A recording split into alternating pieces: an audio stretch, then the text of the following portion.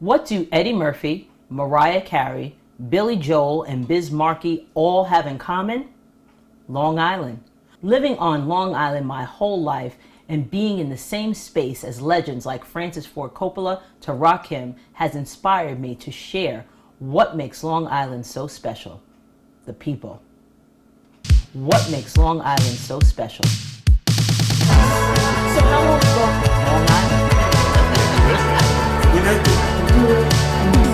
Relax. The people. Hey, hey, hey, and welcome to a little new spinoff with the same Big Joneses feel. My name is Verdel Jones, and this is Kickin' It with Long Island's finest, a place where we chat, laugh, and share, and get to know some of the most inspiring people from the finest place on earth, a place that I get to call home. Today, I have a one-of-a-kind guest. It is a true honor to be speaking with him today. He has starred in several feature films, including House Party, and he's had an incredible music career with the iconic label Uptown MCA. And he also started a hip-hop group with my husband. Please welcome Gene Groove Allen. Thank you so much for being a guest. This is our first episode of Kickin' It with Long Island's finest, and when we kind of figured, what we wanted to do with this show, definitely you popped into my mind. So thank you so much for being a guest. No, I appreciate the opportunity. I follow you. I love your show. And it's a little sentimental, of course. You're married to a very good friend of mine, Jerry J. So that's how we do it. Definitely. So let's get right into it, because you have had a career that spans a little bit. And, from music to acting. And I remember when we first met, when we'll talk about that a little bit, I could see that you were really driven to be successful in the area of entertainment. So let's get into that a little bit. Okay. What was your first experience with music in general? I have to say, my first experience, a friend of mine had just moved in from the Bronx. He ended up being a rapping partner of mine.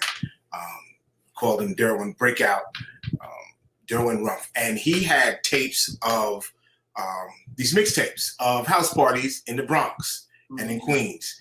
And I heard Melly Mel. I heard Theodore. I heard the Funky 4+1. The one that stood out, which is kind of interesting, was Dr. Jekyll and Mr. Hyde from Queens, and they had this. They were playing in the park, and I remember, I'm the JECKYLL, from the top world trade to the depths of hell, and it always stood out. I'm like, I want to do that. I want it. So I just started writing rhymes and saying, one day I'm going to rap, and that was really my beginnings. Right. So that's what really sparked your interest in music. Was it just hip hop? Now I hear a lot of people say when they're any artist, that all types of music inspire them to want to create music. Hip hop definitely was the catalyst for you, but what other music interests did you have to influence what you ultimately accomplished? My music taste was very eclectic, because my father would listen to WCBS FM. So I learned Beach Boys, Dolly Parton, Eric Clapton, and literally, I'm talking about all these different genres of music that they would play that I listened to and I loved. I could sing it, etc. But I remember finally realizing that we had an R&B station, WBLS. Oh, yeah. I almost lost my mind.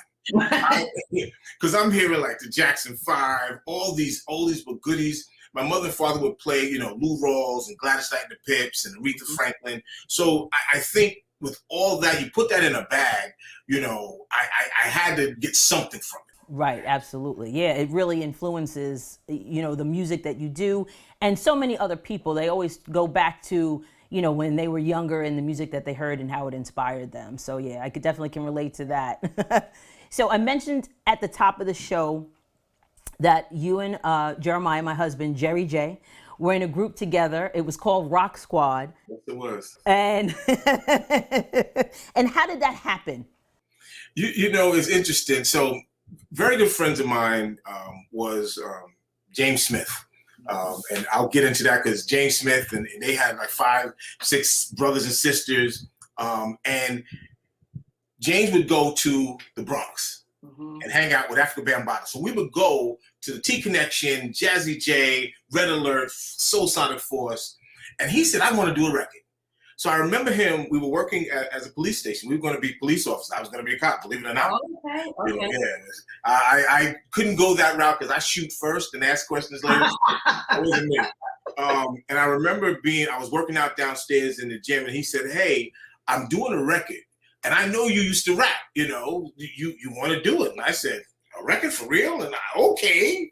So he said that he knew this guy from CI. Because he was also, I want to say, I think he was like driving the bus at the time. So he knew Jerry. Okay. And so I met Jerry, you know, and Jerry could rap. You know, Jerry was good with the lyrics. And then Jerry also had a friend who was Kevin Madison. And that's another story. Right.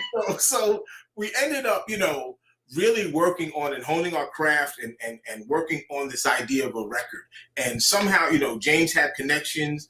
Africa Bambaataa was, you know, huge on Tommy Boy. So Bam, you know, kind of talked to Tommy and like, hey, you know, these are my friends. Let's see if we can make a record. And that was kind of the catalyst of us getting together. And it was really crazy because when I look back at, you know, what we did,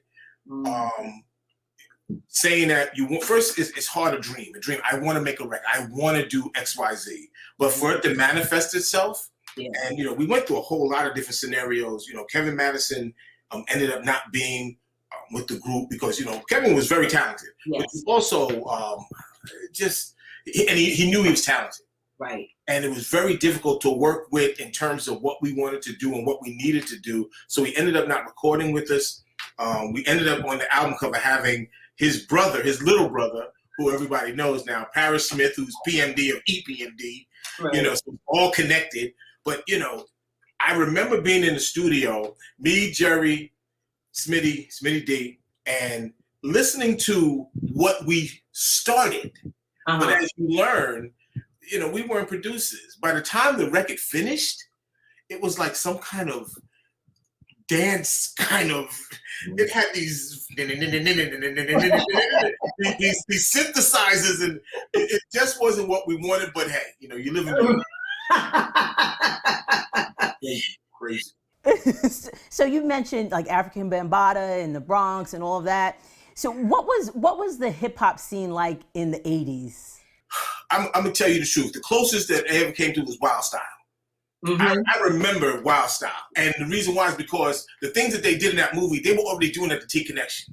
You know, the breakdance and the cutting. Right.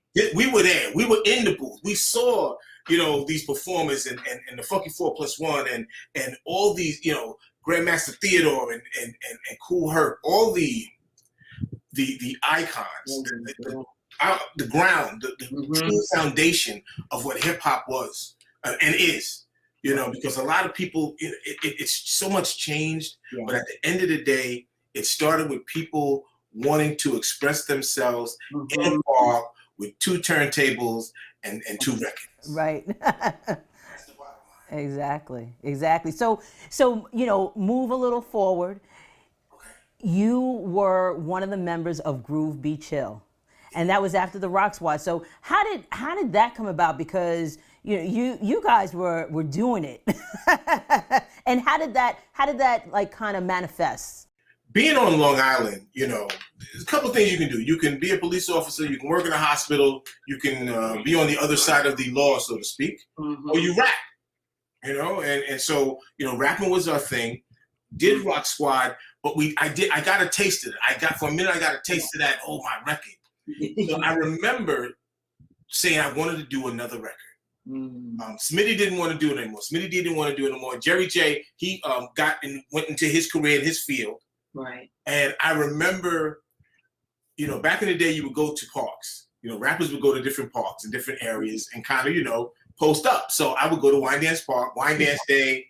Right. I remember this one night I went out there, and you know, I could hold my own. You know, I was out there. I think I was by myself. I was with somebody, and my DJ Bilal, Bilal Be Successful, I had just seen him cut, and I was like, man, the guy was incredible. Fire. Wow, his skill set was just sick at the time. But he was rapping, but there was this kid on the mic rapping with his hat and these coins. I said, "Who's the guy with the hat?" Who knew?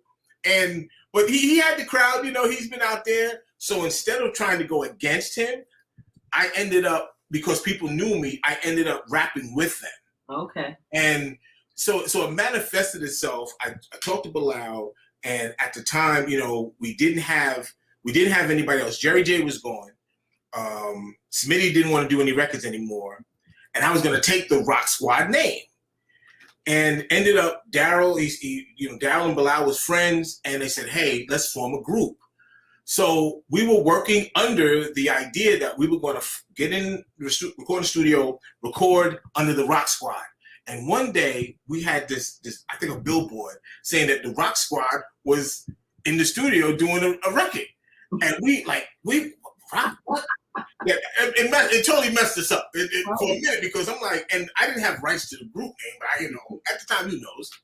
So we ended up saying, okay, Little Hurdle. We really started thinking about what we're going to call ourselves, but more importantly, we were connected with a guy that I would have to say, if it wasn't for him, we wouldn't be where we are today. Nate Tinsley. Okay. So as part of Groove Be Chill, you had great success in the things that you were able to accomplish. How did being on Long Island or growing up on Long Island, how did that impact you? Because we're talking about Long Island's finest, and it definitely has an impact. So how did growing up on Long Island impact you?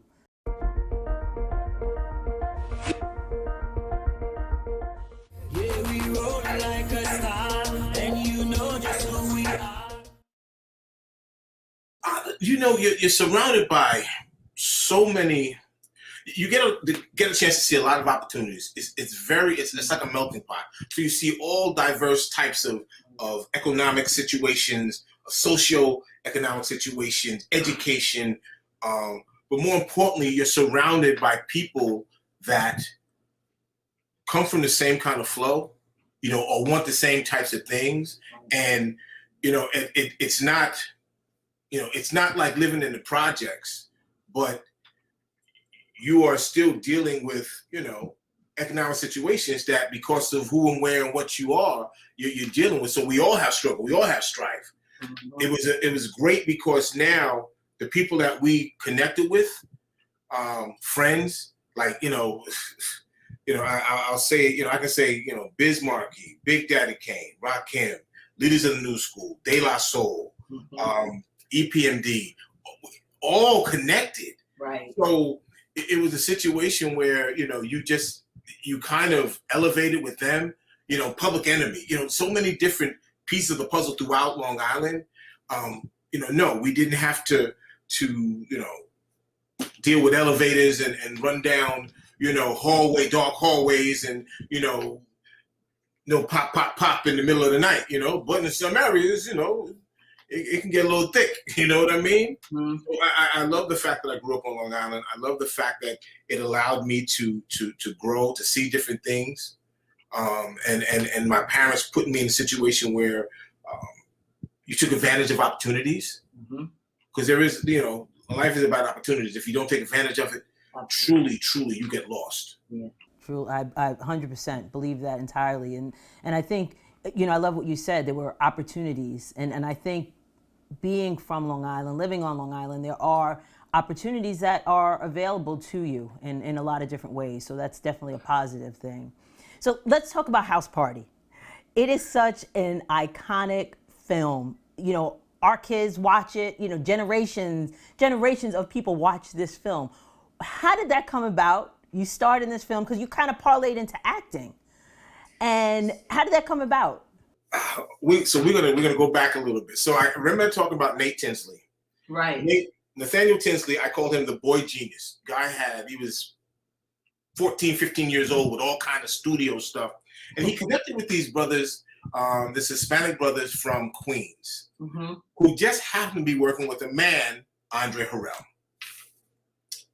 Now, Andre Harrell is Dr. Jekyll. So if you remember, like I said in the past, that was my first hit of hip hop, hearing Dr. Jekyll rap. Right. So 15 years later, 20 years later, to sit in front of him to talk about him signing us to Uptown MCA, that was huge for me. That was like, that was ordained. It had to be. So we signed to Uptown MCA, and this is with Heavy D and the Boys, Finesse and Quets, Brothers Black. He had like $2-3 million to make this thing happen. But unfortunately, Heavy D was his bread and butter, and that's what they put the focus on. So Ruby Chill was trying to everybody was trying to clamor for a moment of peace. We ended up doing our first video with the Hudlin Brothers. The Hudlin Brothers did Uptown's Kickin' It, and who do you think? Mr. Big Stuff with Heavy D and the Boys. And we taped in Queens, and we got there about 6 o'clock in the morning. We weren't supposed to be there till 8 or 9. One, I wanted to show everybody that we were very professional about hours, and two, first one there, we get the best spots in the video. And we got to learn and talk to them, and they asked us what we did. We did house parties. And he said, well, we're working on this treatment, and we really would like to know, what are the ins and outs? So for about 1.5 to 2 years, we met with them. We would sit with them. We would talk to them about, Bilal's told about the story about how he was late for a party. And when he got to the place to put the equipment in, the person that was supposed to give him the equipment was banging it and shoving it in the car and rushing. That was one of the moments in House Party with Martin Lawrence and Play. Right. So we would tell them these little trinkets of tidbits. We talked about people bum rushing the door and didn't want to pay. Full force bum rushing the door. Right. We talked about somebody being drunk all the time.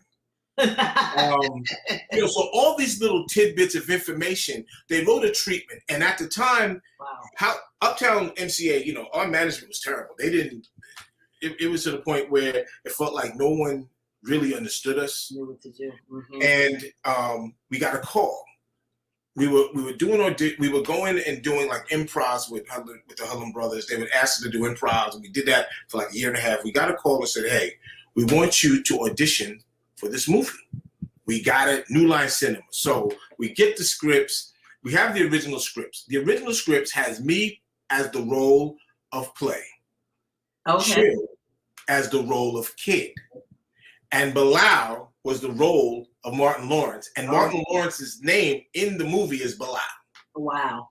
So we get to New Line Cinema and we kill it. We kill it. They're asking us to just improv, and this is what we've been. These are my brothers. So they're throwing stuff at us, and we're knocking it out the park. They're like, oh, we love you. You guys are funny. We love you. Right. Got a call. We had the parts. We had the starring roles. Wow. They went back to the table, and unfortunately, we didn't have a hit record. Wow. So they ended up going, Kid and Play was hot, and they were doing their thing. Kid and Play ended up getting the roles. They still looked out for us, and we're not bitter. Right. Not at all. 10 million, we made about 2,000-3,000, but not bitter. But it was really interesting because the parts that they gave us, we knew whatever we did, we had to do it big. And people didn't even know. It's interesting because even to this day, people didn't know we were rappers. Yeah. They didn't know about the album. We had an album. We were been rapping for years. But all of a sudden, the joke is that Reggie Hudlin killed our rap career. Right. And that's how that came about. Wow. And why do you think that film resonates so much? So you have a bunch of young musicians, entertainers, actors, actresses, and no one had an ego. Nobody had an ego. And it came across. We were all friends. We would party together. We'd hang out together. There were days when we weren't supposed to be on the script, but we'd go to the studio because that's where our friends were. And that was around the clock. The extras, we hung out with the extras. Right. Around the clock. So that's how, and it came across in the film.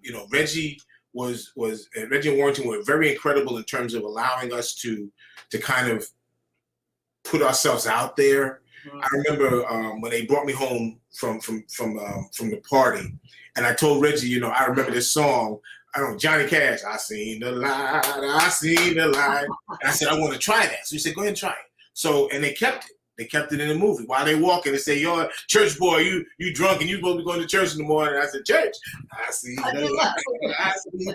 So, but they allowed us to do that. And I think that was really some of the reasons that it resonated. The fact that we talked about specific things that we do at house parties. There's the neighbor that calls the cops. There's the person that falls out. There's the person that messes up the bathroom. All these things, we all know. That's right. So that definitely kind of really sparked your interest for acting. And so you've been, you know, I remember when we saw What's Love Got to Do With It, we were like, what? That's Gene. I actually, you know, Hollywood is a beast. So, Yeah, you know, you finished House Party. I'm thinking we got an album, I got a movie. I'm going to be a star. right. I ended up having to come back to Long Island, you know, broke. So friends of mine was living out in LA, and they were one of the dudes was a producer, but he was also working with I guess you kind of call it an agent that does jingles, commercial jingles. Mm-hmm. So he called me out and said, "Hey, Groove, come on out. You know, I know you want to do your music." So definitely, I started living out there in LA, doing auditions, and also doing jingles. I ended up doing Pringles potato chips, Toyota honeycomb cereal, Coca-Cola, a couple of different things that, you know, where they wanted a rapper, you know, corny rapping, but, you know, I made a whole lot of money. Right. So it was a national, and I didn't have to audition because it was in-house. So Wow. it allowed me to eat and then do my auditions. And I was fortunate enough to work with and audition for one of the parts of What's Love Got to Do With It. And I remember it was Reuben Cannon. Reuben Cannon is African-American. He's been in the business forever. Mm-hmm. And when I first met him, I didn't know he was African-American, for one. Mm-hmm. Because I remember him seeing his name on a lot of ABC stuff in the 70s and the 80s. Okay. And he allowed, you know, we did the audition. I was going to be a band member, but I wasn't tall enough. Because most of the band members were 6'1", 6'2", and I'm like 5'11", so it wouldn't look great in terms of the visual. Because they got more money. But, you know, he said, you know, he liked what he saw, and he put me in. So it was a chance to kind of do some things and kind of do some things on my own. Right. You know what I mean? Mm-hmm. Great experience, for sure. Yeah. So now you are, you know, the acting bug, or, you know, the entertainment bug is still there, probably has never left. And you have a new show on TFN, the Total Faith Show, hosted by Gene Groove Allen. Congratulations. Very excited. Very exciting. So what is the show about? How can people see it? Well, the Total Faith Show. So let me, I'll go back again. The TFN Network, CEO, Dr. Cynthia Ashley, COO, Marshane Winfield. They are African-American owned, Black owned media company. And at first, TFN had always been like a faith-based type of platform. Right. You know, little politics, a little bit of community, but definitely totally faith-based. And I reached out to them maybe about 6-7 months ago, and they're really wanting to change the platform. They want to expand it. They want to make it more, you know, more relevant, more politics, more community-driven, more entertainment-driven. And we just clicked when we talked. And, you know, at first I was just going to be a guest because they wanted to see and work on creating content for me later on based upon my experience and my resume. And then they were saying, you know what, why don't you just be the host of their flagship show?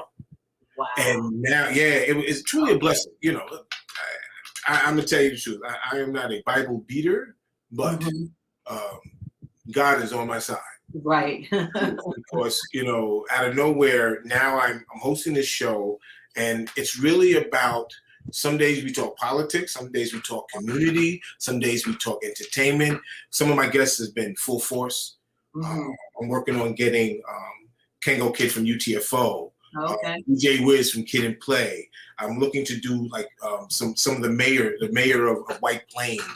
Mhm. We want to be able to get back into the community and talk about, entrepreneurship, because I think, that is this pandemic has shown a lot of things as a people. Either if you're not doing anything for your business, for yourself, then something's wrong, because if you didn't do it in the past year and a half with all these things going on, something's wrong. And my job, I think my goal is to really bring those opportunities, bring those unsung heroes to the forefront and really engage them and help them, empower, educate, enlighten. That's the goal.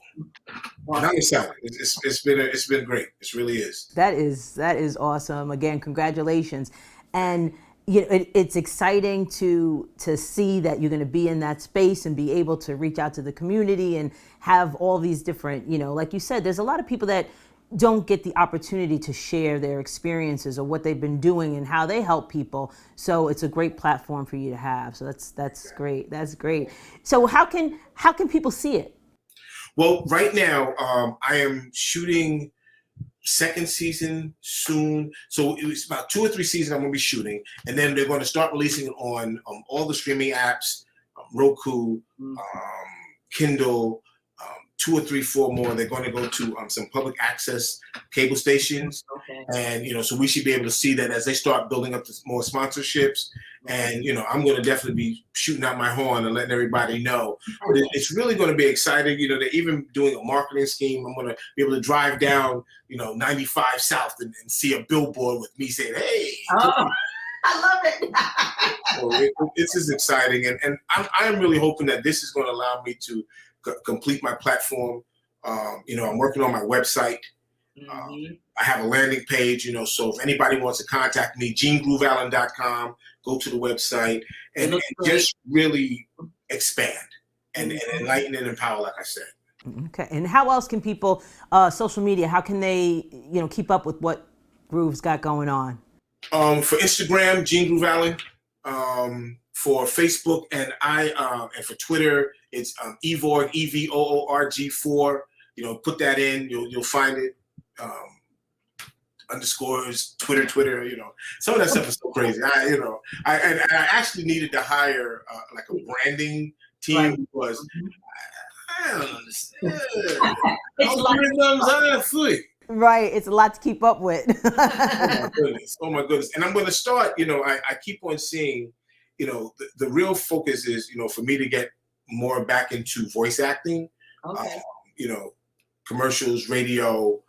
So I find that a lot of them do blogs. So I'm gonna start blogging in terms of just my journey from doing national radios, now auditioning for the next door gas station if you got a job.